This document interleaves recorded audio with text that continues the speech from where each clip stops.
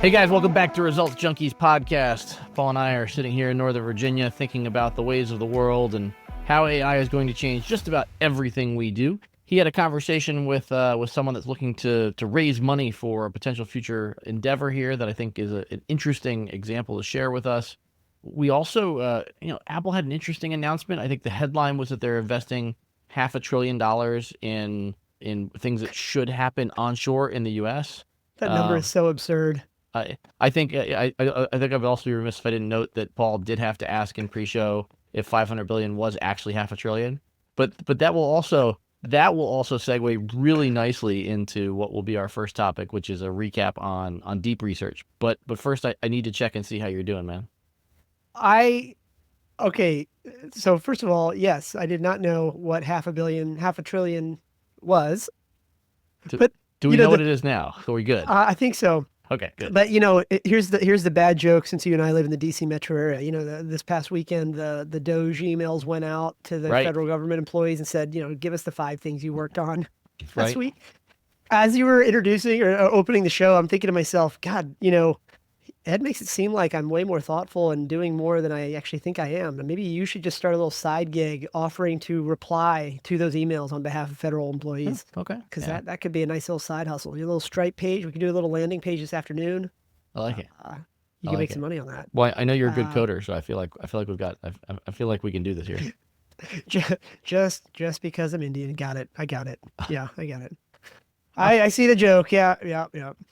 No, I'm good, man. I'm good. We're, how it has been here in Northern Virginia lately. It's been like, today is like 65. Last week was like 8 degrees. Yeah. So the crud is floating around. Yeah, typical February in DC. Yeah. Best way to predict the weather is to stick your hand outside and pretty much. Yeah. So no, all good. It's crazy. We're basically through February, kids' spring breaks are just about a month away, if not sooner. And end of Q1 is looming. So close your deals. I'm talking mostly to my sales team, but also to everybody else's sales teams. Did you already book the Disney trip for spring break? No, we are doing the Turks and Caicos actually for spring break because we're going to get all the kids together. My nephew is the oldest, of the cousin crew. Mm-hmm. And so he's finishing up his senior year in high school.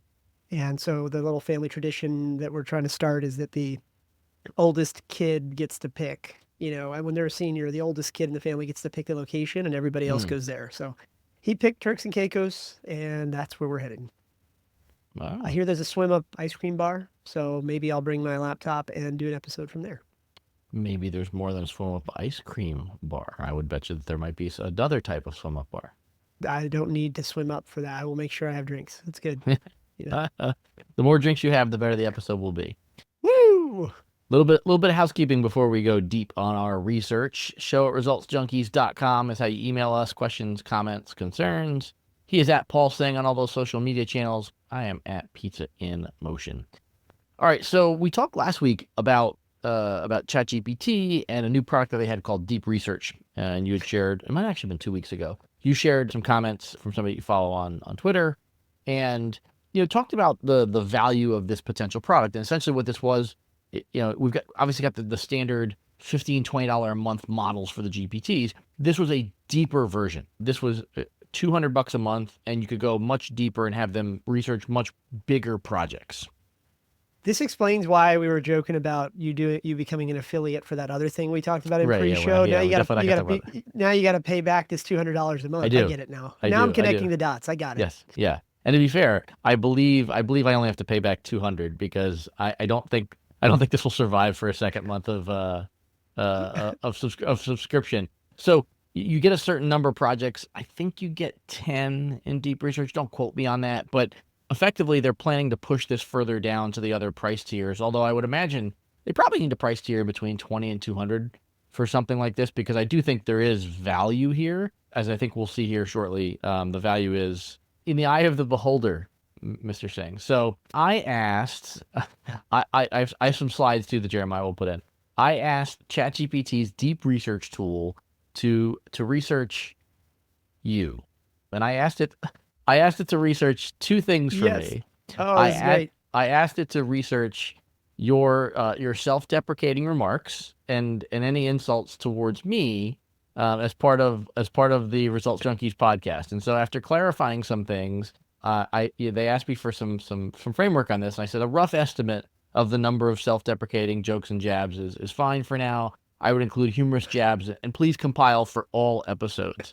And I think the reply was interesting, and I just want to make sure we frame this up for listeners. Viewers can obviously see this on the screen, but there's a key piece here. Got it. I'll analyze the Results Junkies podcast to estimate how often Paul Singh makes self-deprecating remarks or humorous jabs as co-host Edward Pizzarello across all available episodes. I'll let you know once I have the findings. So as you know, I asked for all episodes, and ChatGPT said, "Yep, going to give you all episodes." You with me so far? I am. Now, the nerd in me is wondering, did you give it transcripts or you just pointed it at the podcast? No. This is literally, I gave it 2 prompts. First, I didn't even tell it the web domain. I just said the Results Junkies podcast, and I gave them our names. Okay. So I really wanted to see if it would figure it out. Yeah, I wanted to see how much it could figure out. So you have one of these models, ChatGPT or OpenAI or Claude or something, right? So, I just use the free versions of everything. Yeah, but yeah.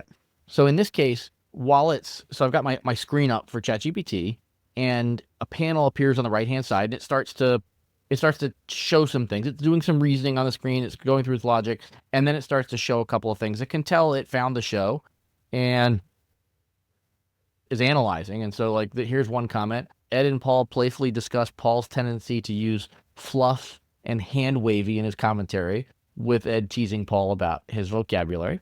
I think you and I would agree this seems accurate. I'm getting uncomfortable, but yes. You're just getting uncomfortable? Good, we have more slides. Next up, Paul's humor is spotty through episodes with some playful interactions and serious tonal shifts. The banter ebbs and flows depending on the topic at hand. So you have tonal shift. Tonal, like your tone shifts. Like I'm mad? I don't want to read too much into this. You read into it what you need to read into it. Whatever makes you feel good in this moment. So then after it's done this project, which it did in about less than 10 minutes, 7, 8, 9 minutes, something like that, it provides some summaries. And so a lot of text here, but frequency of humorous remarks per episode. Paul usually slips in 1 to 3 humorous remarks per episode. These might be quick self-deprecating comments or lighthearted digs at Ed. Ed notes Paul has already used hustle porn in his vocabulary. In one episode, when Ed complimented a new framing that Paul shared, Paul joked, "Clearly that's because you haven't been listening closely enough." So it does appear that they do appropriately capture your sense of humor in the show. And then with further description here, we're getting to the end of these slides, patterns and trends in Paul's humor style. Paul's humor style on the podcast is dry, self-effacing, and friendly sarcastic. I feel like I'm getting an annual review. Yeah. Yeah. So self-deprecation, he says, for example, when Ed teased him about neglecting his email newsletter, Paul readily owned it. It was fact. I definitely had not emailed the list in 200 some days. And then under playful jabs at Ed, when Ed admitted he hadn't bothered to download an episode that Paul shared via email, Paul quipped, "I don't even know why we're friends sometimes." So all of our greatest hits coming back to us. Okay. For the show. So that's when it finished. And, like I said, I could see the notes on the right-hand panel. This is, this next moment is where I said, this will be a 1-month subscription. And I'm sure things will get better in time. But you remember what I initially asked it to do. I asked it to compile this for all episodes, right? Yep. Right. And it said, "Yep, going to do it for all episodes." And so then after it compiled this stuff, I asked it a question. I said, and you see the screen, I said, how many episodes did you use for this data? And it reasoned for 14 seconds. And it said, "I based my estimate on a representative sample of roughly 4 episodes of Results Junkies." We have 170 episodes. This is episode actually 171. And so I was like, well, I asked you to do all of them. That was, I think, the upside of deep research was you could do a big project. And so all the episodes are available, obviously, because it went back and looked at our first, it looked at least at our first 1 or 2 episodes. So it clearly found the beginning of the show. And I tested this with a couple other things that I thought would be difficult but not impossible to compile. So, for example, I just happened to be watching Meet the Press the other day, and Lindsey Graham had a comment about that he generally generally approves all cabinet nominations unless he sees a serious disqualification. I'm like, great. Hey, ChatGPT, can you compile a list of all of Lindsey Graham's cabinet nomination votes over the course of his Senate career? And the answer came back, well, we can do the last few presidencies, but beyond that, you'd have to look for more data. And it gave me some good suggestions for where I might find that data. And I think this potentially falls into two categories. And I'm not sure which at this point, but I think this is indicative of how we talk about these sorts of products. One potential outcome here is that deep research is limiting the total amount of resources that I can use for a project and saying, hey, your $200 a month subscription gets you 10 projects, but those projects will only use 15 minutes of compute time. And if we can't get it done in 15 minutes of compute time, you'll have to figure out how to get the rest of your data. The other possibility is could be the data set. So the one I didn't get a chance to run, but I was going to have it try to index my blog post, because we've talked a lot about content and Google and AI and summarizing and stuff like that. I didn't get a chance to finish that one, but for example, it suggested I use Senate.gov to look at congressional voting records. Does that mean that it's not pulling data from Senate.gov and that Senate.gov has done a good job of walling their data off? Or are they not scraping Wikipedia? Because I would imagine a lot of the stuff is in Wikipedia. So, there's that sort of thing where it's, I definitely see the value in things like this, but the limited, when given very specific direction, the limited amount of work that it did on the project definitely reduced the value for me. Yeah, I think, well, first of all, kind of hilarious. I am flattered that you used $200 to learn all those things. I didn't. Well, to be fair, I didn't learn that you have self-deprecating humor and that you occasionally jab me on this podcast. I was aware of that before I spent the $200. I also want to just point out that ChatGPT deep research said that I was humble, by the way. I don't know if you noticed that. It shows my humility through humor. Yeah, you definitely missed that. I was like, here we go. That's good. Yeah. Two things. Number one, clearly I shouldn't say clearly. It appears that there are some controls here because you asked it to look at the full set. I don't think it sampled 4 on its own. I think there must be something hard-coded there because otherwise, just from a mathematical standpoint, if it wasn't going to do all of it, it would have just taken like a larger sample size. But 4 out of 171 or 170 doesn't seem enough.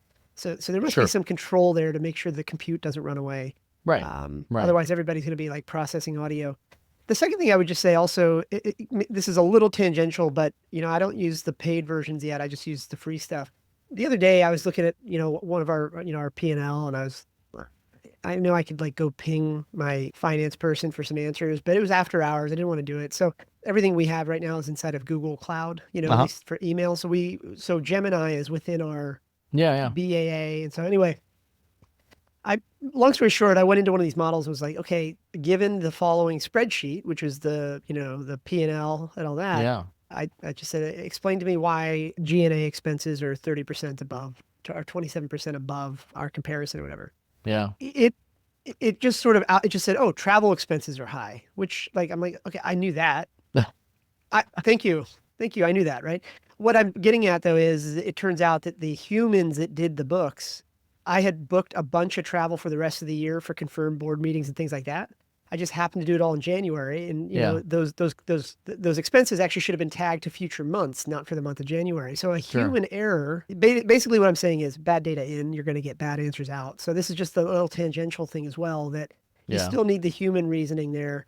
I think somebody would argue, well, hang on, Paul. Once the models have full access to like all the receipts and everything, maybe it'll do all that, which I don't disagree with. But where it stands right now, it's like I still fear you using these models for anything that is like super critical. So I don't know, all joking aside, I think it's probably doing enough homework to maybe make people question why they need maybe an intern, but it's not going to replace your business analyst yet. Or,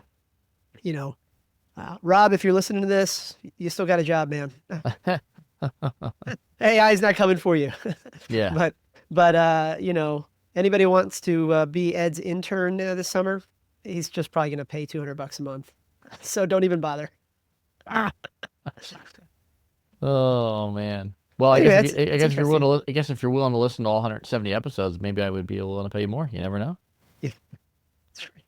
That's right. Well, but I'm all joking aside, I'm glad you did that homework. I just saw right before we jumped on this recording. So again, I use Superhuman for my mail client. Yeah. I don't know if I'm going to keep using it. I'm going to try Apple Mail here next month when 18.4 comes out and see what's up.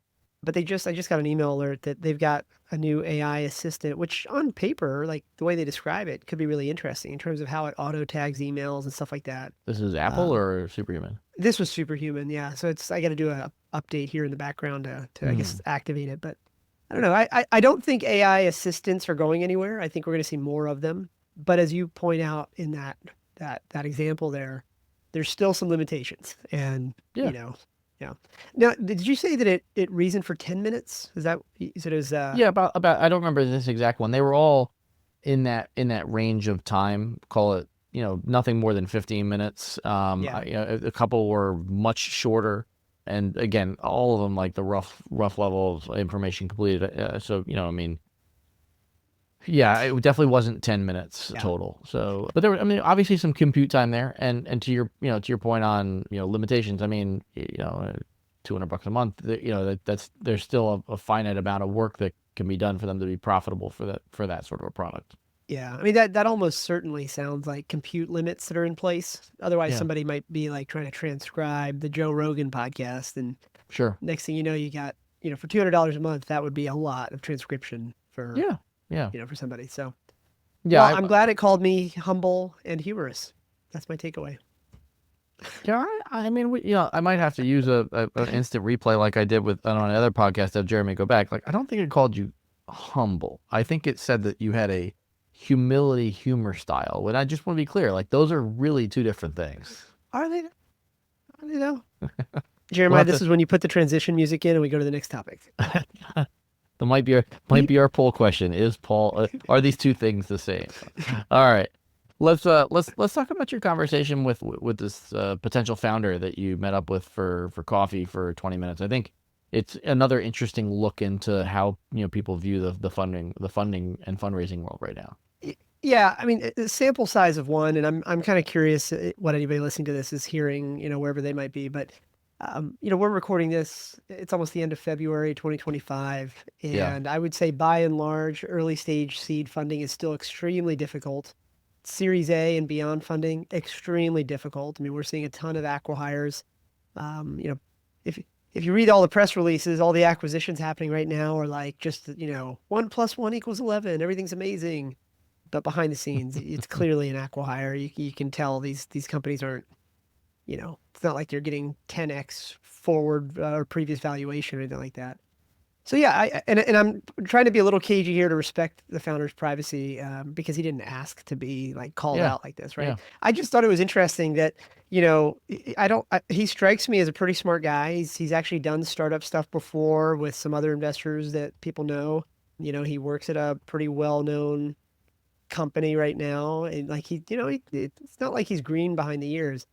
But a lot of the advice he seems to have been getting from, particularly not VCs, I think it was only angels that he was talking to, is that people were encouraging him to go raise, I hopefully this doesn't give him away, but they were encouraging him to like essentially go raise $2 million for an idea stage thing, which, okay, maybe he has lightning in a bottle and we just don't know it, but at the same time, that's extremely unlikely, and so I'm not saying, by the way, his idea is not worth $2 million. I'm just saying that given where we are as investors, no exits really in a while, Right. All that, it's just very, very difficult. It's harder than ever to even consider the idea of investing at the idea stage.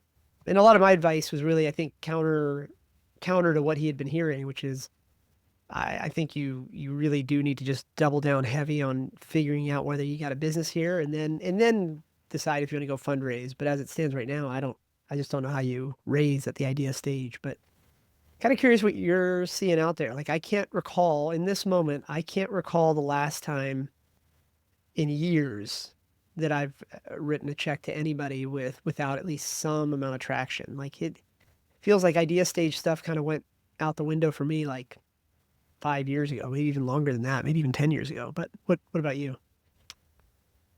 I'm not going to disagree with you. I am going to present an alternate scenario where we did write a check into someone, but I don't think you'd qualify this as idea stage. So So, I mean, first, a high level, yeah, I would agree that it's hard to write. Well, it's certainly going to be hard to raise a number like 2 million into an idea stage company. Could somebody raise a couple 100,000? I don't know, maybe friends and family, even an angel that was like really passionate about the subject. Maybe if you catch lightning in a bottle, you get to like 500,000. Those things are all possible. I think it's still unlikely. Getting to seven figures off of an idea now, I'd say is going to require some sort of qualifications. And so, like, I'll give you one example of a qualification. We talked about this a handful of episodes ago about this travel startup that I was eager to invest in because it was a repeat founder for us. And so he came back and essentially is, I wouldn't say replicating his previous idea, but something that's very similar to what he had previously worked on in the travel space, exited successfully, so he has an idea largely formed based on his experiences from before. And I think that's the sort of thing that gets you that sort of a raise, which he did raise a seven-figure amount of cash. By the way, I've been told I can reference the name, and it's Juno.travel, Juno is his company. But I think, to your point, I think you really have to either get very lucky with investors, or you have to have some level of track record with investors to raise that kind of cash off of an idea right now.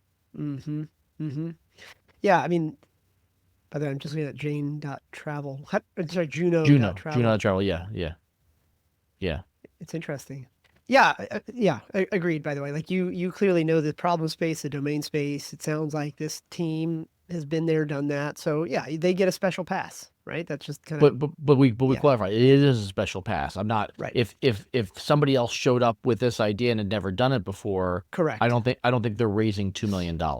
That's right. Yeah. I would be curious if anybody listening disagrees, by the way, because there's always like that observation bias. You feel like everybody's getting funded in Silicon Valley or whatever, but the truth is much more. The truth is that fundraising right now, particularly at the early stage, is much more sparse than people realize. Wealthfront high yield accounts are still paying 4.25%. I think I just saw an ad the other day for some business offering 6% bonds or something like that. It's like, wow, okay. So when you think about the yield, again, I'm not vouching for any of those businesses. I'm just saying, like, there's higher yield available in other asset classes right now. So we'll see. But yeah, I mean, I could be wrong. I'm just curious. Maybe somebody hears this and says, "Oh, dude, everybody's getting funded in Bentonville, Arkansas because Walmart's going crazy." Who knows? I don't know. There could be stuff going on that we don't know about.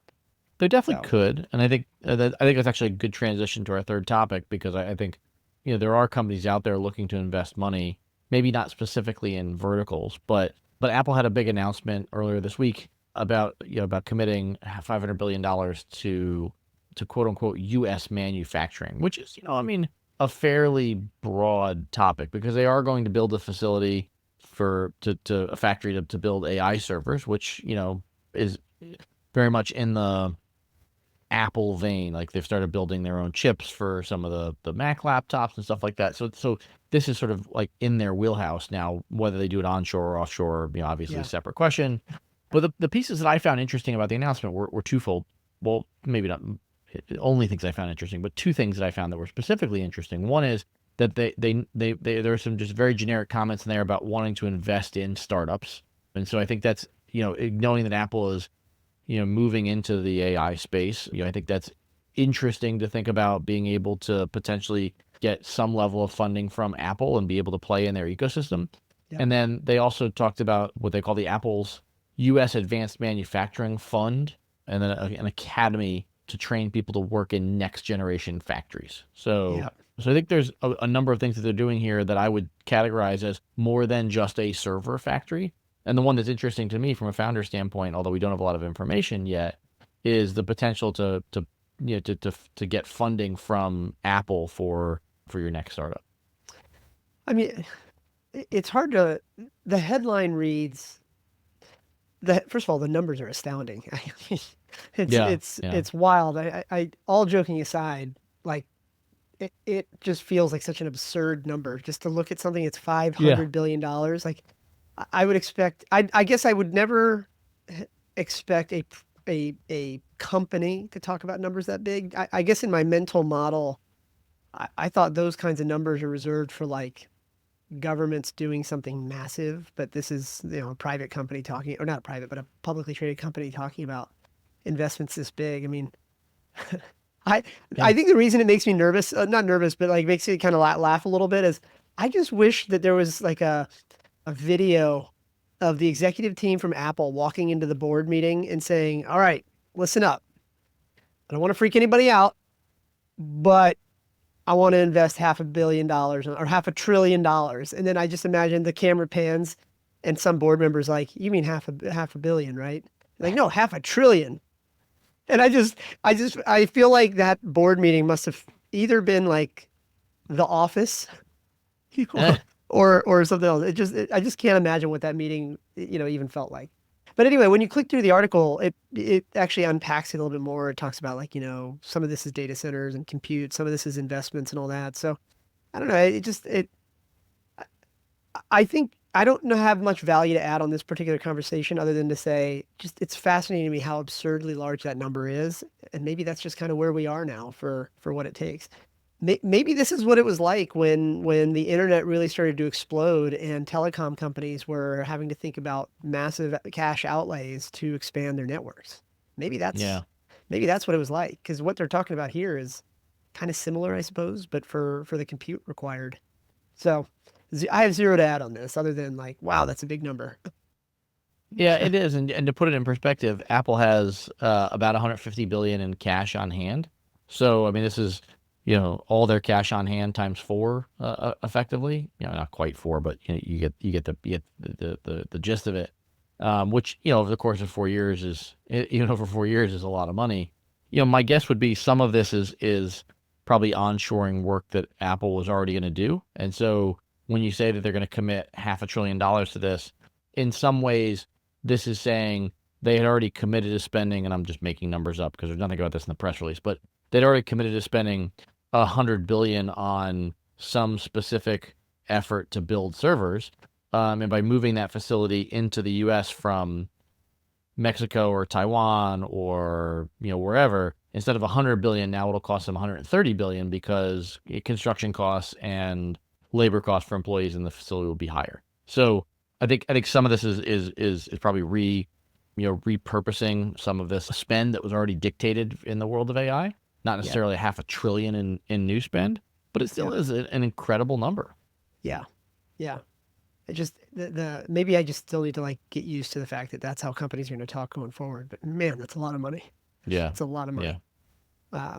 But all joking aside, by the way, it makes you really see how seriously a company like Apple's no joke. I mean, Apple's not, they're all like I'm joking and acting like an idiot, but these are pretty sophisticated people with some pretty ambitious plans, and the magnitude of the number is probably a pretty good indication of how big of an opportunity they see. I do love that you say that Apple is no joke as we sit here. And I hope I'm not wrong about this, but I know if I'm wrong, I'm not wrong by much. I believe they are the largest company in the world. So I do think it's fair. I do think it's fair to call the largest company in the world no joke. Yes. I think they have more cash on hand than most EU nations combined. And I think this would funnel us into this concept of my playful jabs at you. Full circle moment, Mr. Singh. Full circle moment. I love it. I love it. All right. Well, I think that's a good place to pin it, man.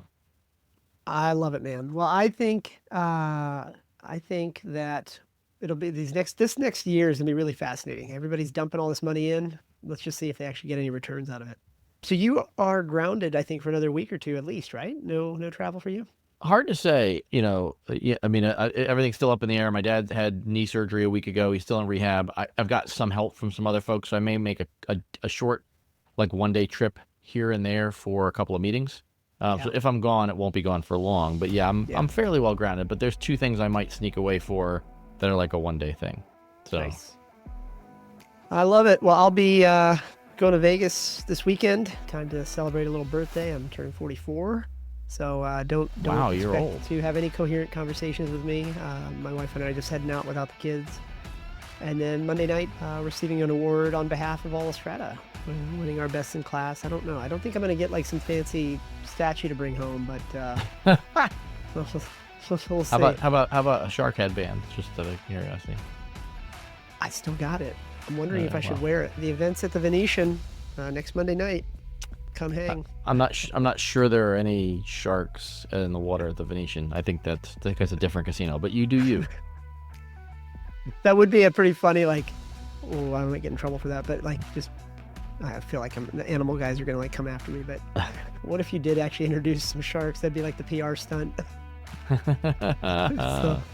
So if you're staying at Venetian, I would say just a couple of things. Well, I think I gave you guys Zuma, which I think is an absolutely great restaurant. But yep, my favorite restaurant that is in Venetian, oddly enough, I haven't eaten at in Venetian because I moved from Cosmo. Is a restaurant called Milosh.